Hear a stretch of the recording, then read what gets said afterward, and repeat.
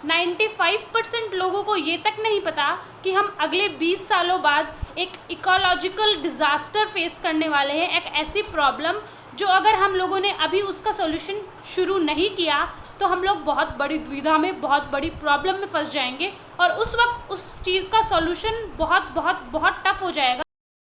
Hello everyone, this is Akanksha, welcome to my YouTube channel.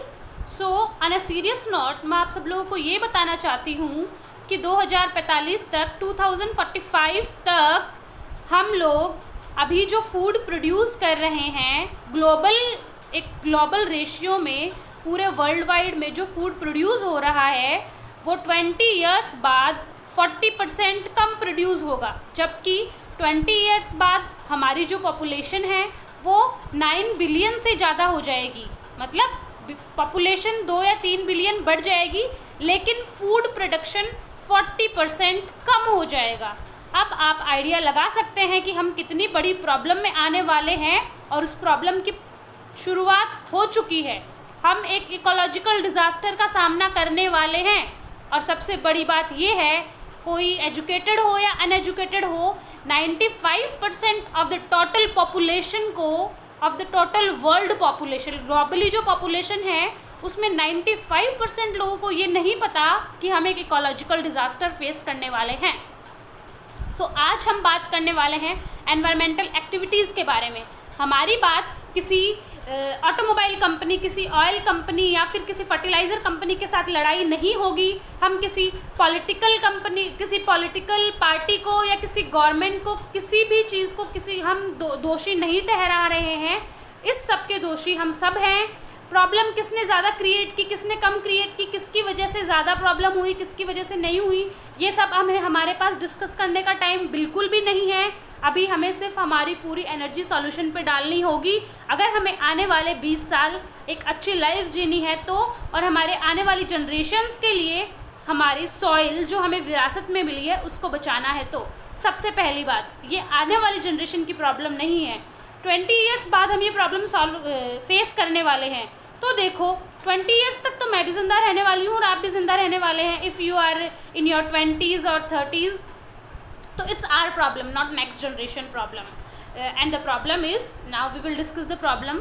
हमारा soil का जो organic content है वो बहुत कम हो गया है, अप्रॉक्स 40%, और 2050 तक आते आते हमारे सॉइल का कंटेंट 90% कम हो जाएगा, और उसके बाद आएगी फेमाइन्स, ड्रॉट, अकाल, ये सब। वन मोर थिंग, इसी साल अफ्रीका के कुछ कंट्रीज़ में फेमाइन डिक्लेयर कर दिया गया है, क्योंकि वहाँ पे उनका सॉइल कंटेंट जो है, ऑर्गेनिक कंटेंट है, वो बिल्कुल कम हो चुका है। सॉइल का, क्रॉप्स वगैरह का लेवल अच्छा नहीं है, इसीलिए इसी साल भी अफ्रीका के कुछ कंट्रीज़ में फेमाइन आएगा। अब देखो, इसका सोल्यूशन है, हाँ सोल्यूशन है, बहुत सारे सोल्यूशन हैं।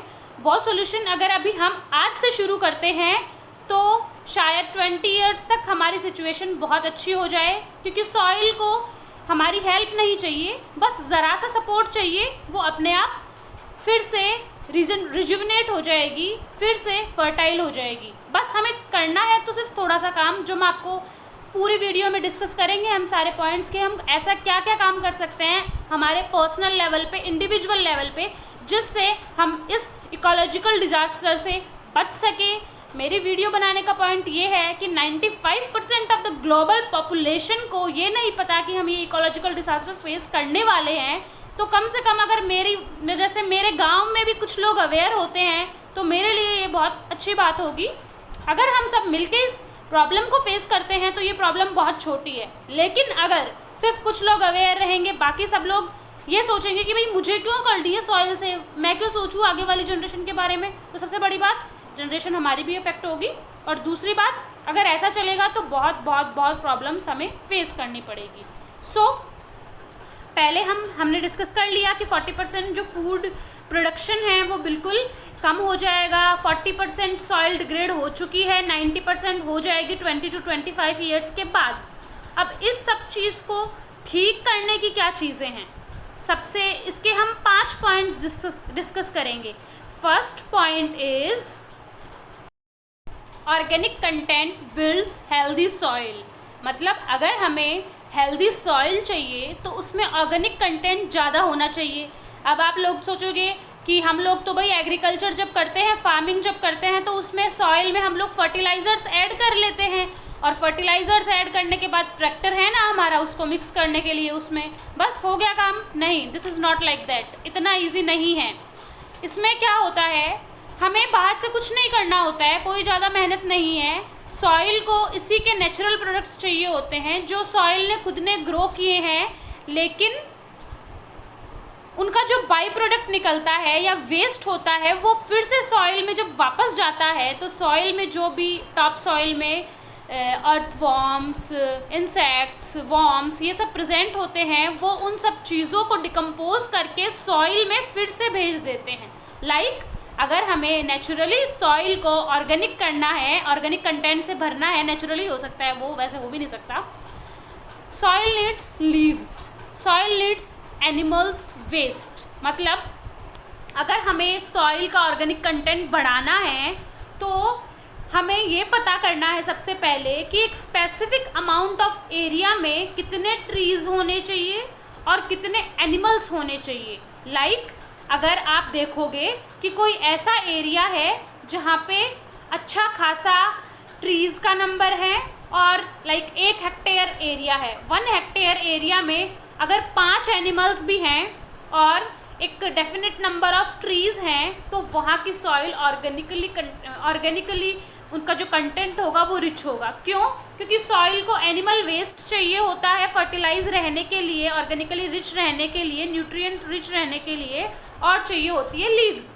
वो सब चीज़ें डिकम्पोज करके सॉइल खुद से अपना काम कर लेती है और फर्टिलाइज हो जाती है। अब देखो ये कैसे पॉसिबल है, जब हम लोग इंडिया, हम लोग कहते हैं कि हम हिंदुस्तान से हैं, हम लोग क्रूल नहीं हैं, ये नहीं है, वो नहीं है। हमारी कंट्री इंडिया की one of the largest beef producer है वर्ल्ड के अंदर, one of the largest beef producer हमारा कंट्री भी आता है। बीफ मीन्स मांस जो होता है, स्लॉटर मतलब मांस तो समझते हैं आप लोग, beef meat we can use the term meat का प्रोड्यूसर है हमारा इंडिया।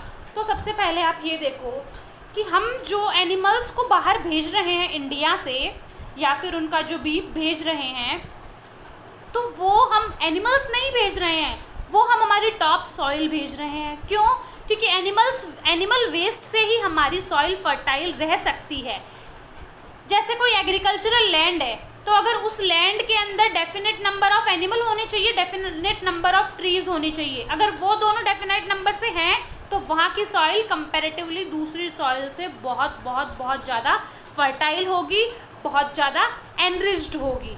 एक चीज़ और मैं आपको बता देती हूँ, अगर हम आज की सॉइल को और 1920 की सॉइल को कंपेयर करें, तो आपको एक बात बताती हूँ, बहुत इंपॉर्टेंट है। उस वक्त का हम एक ऑरेंज खाते थे जब 1920 के अंदर, अगर अब हम ऑरेंज खाएं तो हमें उस वक्त के ऑरेंज के न्यूट्रिएंट से कंपेयर करने पड़ेंगे 8 ऑरेंजेस।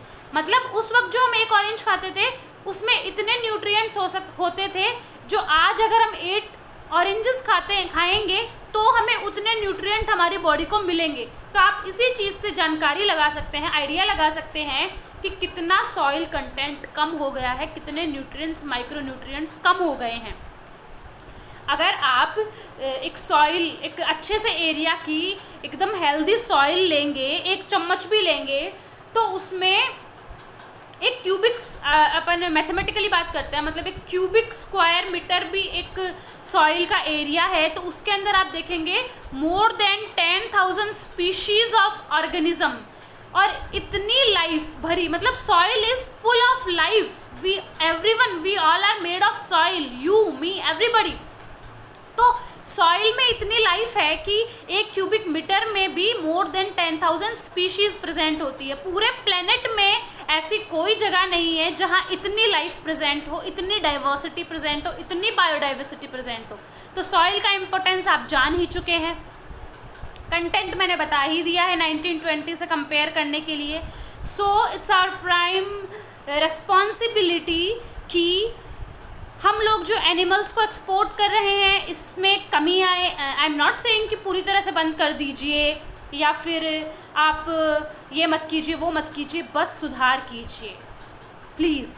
तो हमने पहला पॉइंट डिस्कस किया organic soil, organically content rich soil, fine. Our second topic is tree based forestry और एग्रो फॉरेस्ट्री। देखो पहले के ज़माने में होता था फॉरेस्ट प्रोड्यूस, मतलब फॉरेस्ट से प्रोड्यूस हुआ फूड, लेकिन अभी ऐसा कुछ नहीं है, क्योंकि जब हमारी धरती पे फॉरेस्ट ही नहीं बचे हैं, बहुत कम फॉरेस्ट बचे हैं, तो फॉरेस्ट प्रोड्यूस कहाँ से होगा।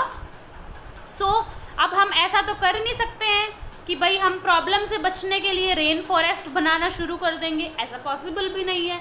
लेकिन हम ट्री कवर यूज़ कर सकते हैं, लाइक हम हमारी जो लैंड है उसको ट्रीज़ से कवर कर दें, जगह जगह ट्रीज़ हों, बिकॉज हमारी नेशनल एस्पायरेशन भी है, नेशनल एस्पायरेशन राष्ट्रीय आकांक्षा भी है ये कि 30% जो लैंड है हमारा वो ट्रीज़ से कवर हो, वो शेडेड हो, क्योंकि जब सॉइल के ऊपर एक ट्री होगा और उस सॉइल पे धूप आएगी, डायरेक्ट सनलाइट नहीं आएगी, तो सॉइल के लिए अच्छा होगा। कुछ लोग होते हैं जो फार्मिंग करते हैं, प्लॉविंग करते हैं और आफ्टर दैट सॉइल को ऐसे ही छोड़ देते हैं बहुत टाइम तक, तो उससे क्या होता है, सॉइल में कार्बन डाइऑक्साइड जनरेट हो जाता है और जो सॉइल के लिए अच्छे नहीं होता है।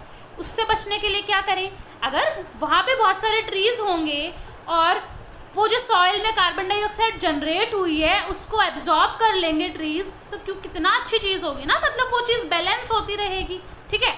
तो हमें सब कुछ आराम से करना है, किसी से लड़ना नहीं है, कुछ नहीं करना है, अपने अपने लेवल पे थोड़ा थोड़ा काम करना है एंड द प्रॉब्लम गायब। लेकिन अगर हम इस चीज़ पे भी बस पॉलिटिकली पहुंच गए, कास्ट, रेस, जेंडर, रिलीजन, ये सब चीज़ें डिस्कस करेंगे तो ये सब कुछ पॉसिबल नहीं है। तो मैं थी ट्री बेस्ड फॉरेस्ट पे, तो हम लोग क्या करेंगे, अगर ट्री कवर 33% तो हमें दे रखा है, लेकिन अगर हम ट्री कवरिंग बढ़ाएंगे तो ज़्यादा अच्छा होगा, क्योंकि सॉइल का कार्बन डाइऑक्साइड जो है वो बैलेंस हो जाएगा।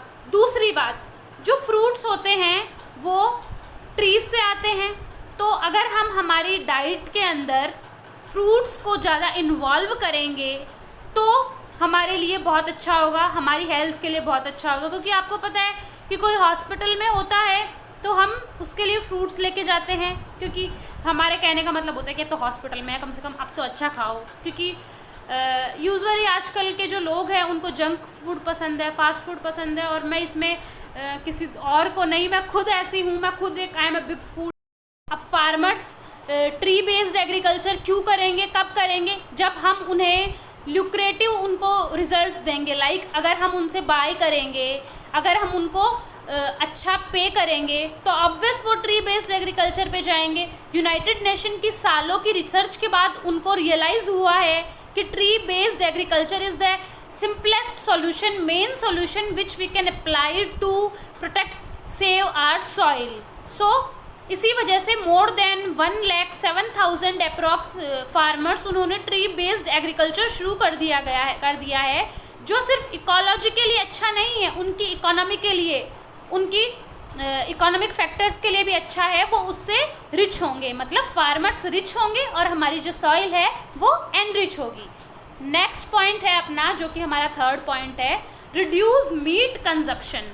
देखो लोग अपने अपने अकॉर्डिंग, अपने अपने हेल्थ बेनिफिट्स के अकॉर्डिंग, अपने अपने टेस्ट के अकॉर्डिंग मीट खाते हैं, मांस मच्छी खाते हैं, ठीक है। It's not a judgmental point, हम किसी को जज नहीं करेंगे कि इट्स अ क्रूएल्टी और वट एवर, ये उनका ठीक है पर्सनल चॉइस, इंडिविजुअल चॉइस है, ठीक है। और इस वीडियो में, इस पॉइंट में मैं आपको ये भी नहीं कहूँगी कि आप मीट को गिव अप कर दीजिए, नहीं। हमारी जो टोटल एग्रीकल्चरल लैंड है वर्ल्ड वाइड लेवल पे, उसमें 77% ऑफ द लैंड, मतलब 40 मिलियन स्क्वायर किलोमीटर्स एनिमल्स को रेज करने के लिए और उनके खाने को रेज करने के लिए, उनके जो फूड रिक्वायरमेंट्स है उनको रेज करने के लिए 77% of the agricultural lands use होती है, 40 मिलियन स्क्वायर किलोमीटर्स। अगर जो भी लोग मीट खाते हैं वो लोग अगर अपने मीट को खाने को, अपने कंजप्शन को 50% कम कर दे, I am not saying that they give up, वो पूरी तरह से बंद कर दें, नो, आई एम सेइंग अगर वो 50% भी बंद कर दें तो जो 40 million square kilometre land use हो रही है एग्रीकल्चर में, वो हो जाएगी 20 मिलियन स्क्वायर किलोमीटर्स, और 20 मिलियन स्क्वायर किलोमीटर्स हमारे पास बच जाएगी, जिसमें हम ट्री बेस्ड फॉरेस्ट्री कर सकते हैं, एग्रो फॉरेस्ट्री कर सकते हैं, जो हमारी हेल्थ के लिए भी बेनिफिट होगा और उन लोगों की हेल्थ के लिए भी, क्योंकि मीट कम खाना डॉक्टर भी कहता है उनकी हेल्थ के लिए भी अच्छा है, हमारी इकोनॉमी के लिए भी अच्छा है और हमारी इकोलॉजी के लिए अच्छा है। इसीलिए जो भी लोग मीट कंज्यूम करते हैं उनको 50% अपना मीट कंजप्शन कम करना पड़ेगा, जो उनकी हेल्थ के लिए भी अच्छा है। ये हो गए हमारे 3 पॉइंट्स। चौथा पॉइंट है हमारा फ्रूट बेस्ड डाइट, मतलब हमारी जो डाइट है हम उसमें 30 to 40% टोटली फ्रूट्स यूज़ करें। एक बात बताती हूँ, पुराने ज़माने में जब हमारे कंट्रीज़ में बाहर के लोग आए थे, हमारी कंट्री में बाहर के लोग आए थे, फॉरेनर्स आए थे, इन्वेडर्स आए थे, वन ऑफ देम यून सेंग और मास्थेन्स, उन लोगों ने पता है क्या कहा था कि हमने एक चीज़ नोटिस की है कि जो इंडियंस होते हैं उनके खाने में मैक्सिमम वो लोग फ्रूट बेस्ड डाइट खाते हैं, इसीलिए वो इंटेलेक्चुअली शार्प होते हैं, इंटेलिजेंट होते हैं। लेकिन अभी क्या हो रहा है, फ्रूट्स तो बिल्कुल कम हो गए। मैं पर्सनली कह रही हूँ, मेरा खुद का एक्सपीरियंस है, मैं मुश्किल से जैसे जैसे मैं इकोलॉजिकली अवेयर हो रही हूँ एनवायरनमेंट के लिए, तो मुझे ये सब चीज़ों को मैं इम्पोर्टेंस दे रही हूँ। वरना पर्सनली मेरा खुद का एक ऐसा फेज़ रह चुका है जिसमें मैंने शायद रेगुलरली 1 ईयर तक फ्रूट को टच तक नहीं किया, रॉ वेजिटेबल को टच तक नहीं किया, और वो मेरी गलती है। इसीलिए हमारी बुद्धि पहले जितने काम नहीं करती है, मतलब पहले के लोगों को कंपैरिजन में, और अभी हम डम्ब होते जा रहे हैं। पहले वाले इंटेलेक्चुअली इंटेलिजेंट होते थे, शार्प होते थे, क्योंकि वो फ्रूट बेस्ड डाइट खाते थे, अपने खाने में वाटर कंटेंट को ज़्यादा रखते थे। तो फ्रूट खाने से हमारी इंटेलिजेंसी बढ़ेगी, जो फार्मर्स हैं वो इकोनॉमिकली रिच हो जाएंगे, इकोलॉजिकल भी फ़ायदा है, तो बस फ़ायदा ही फ़ायदा है। इसीलिए हमें फ्रूट्स बेस्ड डाइट खानी पड़ेगी। अब आप लोगों में से कुछ लोग सोच रहे होंगे कि मैडम फ्रूट्स पता है कितने महंगे आते हैं, तुम खाने की बात कर रही हो। तो देखो, जब हम खुद से ट्री फॉरेस्ट्री शुरू करेंगे और हम ट्रॉपिकल फ्रूट्स को खुद की कंट्री में ग्रो करेंगे, तो वो उतने एक्सपेंसिव नहीं होंगे। अभी जो हमारे पास फ्रूट्स आ रहे हैं वो आ रहे हैं न्यूजीलैंड से, थाईलैंड से, ऑस्ट्रेलिया से, इसलिए वो महंगे हैं। तो हम लोकल ट्रॉपिकल फ्रूट्स जब हमारे खुद के कंट्री में ग्रो करेंगे तो वो इतने एक्सपेंसिव नहीं होंगे। 4 पॉइंट्स तो कर लिए हमने डिस्कस। 5th पॉइंट है बिल्डिंग ए कॉन्शियस प्लेनेट, मतलब हमें एक कॉन्शियस प्लेनेट बनाना है। देखो, जब हमें कोई दूसरा प्रॉब्लम करता है, लाइक अभी मैं हूँ, मुझे कोई दूसरा किसी प्रॉब्लम में डाल देगा, तो शायद मैं उस चीज़ को सॉल्यूशन ज़्यादा तरीके से सोच पाऊँ। लेकिन अगर मैं खुद ही उस प्रॉब्लम का जड़ हूँ, मैं खुद ही वो प्रॉब्लम फैला रही हूँ, तो मेरे लिए थोड़ा सा कंफ्यूजिंग, थोड़ा सा सस्पेंसिव हो जाएगा कि इसको कैसे ठीक किया जाए। ऐसे ही जैसे टिड्डी दल आया था, लॉकस्ट्स आए थे, उन्होंने क्रॉप्स ख़राब की थी, ये ख़राब किया था, वो ख़राब किया था, तो हम उनसे शायद डील भी कर पाते। लेकिन अभी प्रॉब्लम का सोर्स कौन है? ह्यूमंस, हम खुद। और प्रॉब्लम्स का सोल्यूशन कौन है? हम खुद। तो प्रॉब्लम हमने फैलाई है तो सॉल्यूशन भी हम कर सकते हैं और इजीली कर सकते हैं। पूरे वर्ल्ड में, पूरे ग्लोब में जितनी भी पॉपुलेशन है उसमें 5.2 बिलियन जो पॉपुलेशन है वो वोट कर सकती है इलेक्शंस में, मतलब वो 18 से ऊपर है। तो 5.2 बिलियन में से अगर 3 बिलियन लोग भी अगर अवेयर हो जाते हैं और इस चीज़ पे काम करते हैं, तो हम लोग एक सेफ जोन में रहेंगे। हमें उस इकोलॉजिकल डिज़ास्टर का सामना नहीं करना पड़ेगा। हम सब खुद से 20 ईयर्स में सब कुछ थोड़ा थोड़ा मिलके ठीक कर देंगे, कोई दिक्कत ही नहीं होगी। लेकिन अगर अभी हम ध्यान नहीं देते हैं ना, तो प्रॉब्लम हो जाएगी। क्योंकि अभी तक ग्लोबली 95% ऑफ द पॉपुलेशन को आइडिया नहीं है, अवेयरनेस नहीं है कि हमारे साथ क्या होने वाला है और क्या हो रहा है और क्या होगा। तो हम जितने भी आप लोगों से, जितने भी लोग कनेक्टेड है किसी भी सोशल साइट से, आपके फैमिली मेम्बर्स, आपके social sites, Instagram, Facebook, WhatsApp, YouTube, whatever, सब लोगों को इस चीज़ के लिए अवेयर कीजिए। सब लोग एक कदम बढ़ाइए। बस ये कदम किसी के अगेंस्ट नहीं है, ये सब हम सब लोगों के हित में है। किसी देश से हमारी कोई लड़ाई नहीं है, किसी धर्म से नहीं है, किसी भी चीज़ से हमारी लड़ाई नहीं है। हमारी लड़ाई है खुद से, कि हमें खुद को इतना स्ट्रांग बनाना है कि हम हमारे डेली लाइफ के साथ साथ एनवायरनमेंट के लिए भी कुछ कर सके, सेल्फिश ना होके सब लोगों के बारे में सोचें। और उसका सबसे ज़्यादा फ़ायदा हमें खुद को ही होने वाला है अगर हम बैठ के सोचें तो हमें लोगों को अवेयर करवाना है और हमें इस इकोलॉजिकल डिज़ास्टर से बचना है। एक चीज़ और, सद्गुरु के बारे में मैक्सिमम लोगों ने सुना होगा, अगर नहीं सुना है तो मैं बता देती हूँ। वो एक वर्ल्ड फेमस योगी हैं। वो इनर इंजीनियरिंग पे लोगों को अवेक करते हैं। मतलब उनका लक्ष्य है, जैसे कुछ लोगों का लक्ष्य होता है कि बहुत सारे मंदिर बनाने हैं, जैसे वो किसी रिलीजन स्पेसिफिक होते हैं, लेकिन वो चाहते हैं कि वो इंसानों को चलता फिरता मंदिर बनाए। मतलब इंसान को इतना अच्छा इंटरनली उसको फील करवा के एक अच्छा, सच्चा, ईमानदार और इधर से मेंटल पीस वाला इंसान बनाए, जिससे सब लोग खुशी रहें, सुखी रहें बिल्कुल। तो वो इनर इंजीनियरिंग पे काम करते हैं। मेडिटेशन, योगा, ये उनके पॉइंट्स हैं मेन। वो किसी रिलीजन से रिलेटेड नहीं है, वो किसी भी specific government policy, political party, किसी कंट्री से भी वो रिलेटेड नहीं है। वो सब लोगों का हित चाहते हैं। और वो 21 मार्च से एक मूवमेंट शुरू कर रहे हैं, global movement save soil and conscious planet.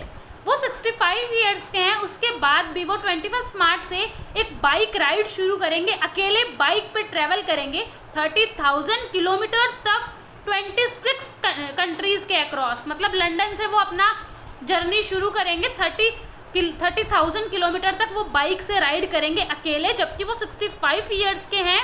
और लंदन से लेके इंडिया तक 26 कंट्रीज़ को अवेयर करते हुए वो इस मूवमेंट को सफल करेंगे। तो इन दिनों हम सबको बस इसी बारे में बात करनी है, save soil, save planet and save humans. Got it? तो हमें हमारी डाइवर्सिटी ऐसे ही बचानी है और सब लोगों को अवेयर होना है। आज से ही शुरू कर दीजिए सब लोग अपना अपना काम। Plant more trees, reduce meat consumptions, use more fruit based diets.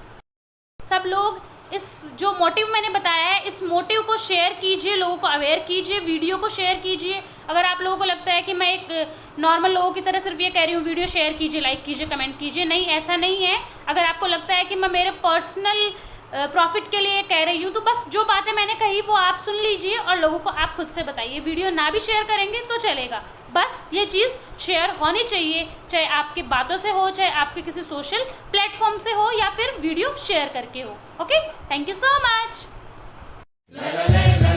This very body is soil. My body, your body, everybody is just soil body.